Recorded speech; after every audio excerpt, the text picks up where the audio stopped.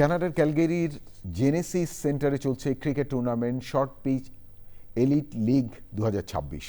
দুদিনের টুর্নামেন্টের আয়োজক Short Pitch BD Cricket YYC. Bangladesh Premier League BPL এর আদলে প্রতিযোগিতায় অংশ নিয়েছে 6টি দল।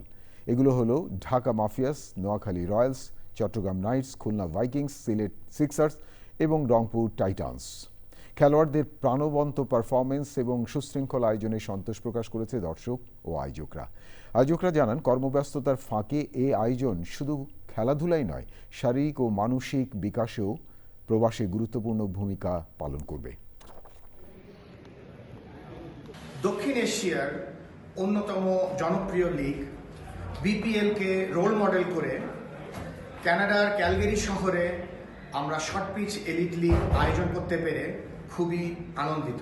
Hopefully সবাই এনজয় করবে and thank you to all the sponsors and প্রবাসের মাটিতে বাংলাদেশকে নতুন পরিচয় তৈরি তুলতে এটা আমাদের স্বল্প প্রয়াস। ক্যালগারিতে থেকেও আমরা বাংলাদেশকে অনেক মিস করি এভরিডে। এর জন্য আমরা আজকে সবাই একসঙ্গে হয়েছি। প্রচুর দর্শক এখানে এসেছে এবং আগামী বছরও আমরা একইভাবে এই টুর্নামেন্ট আবার উদযাপন করব।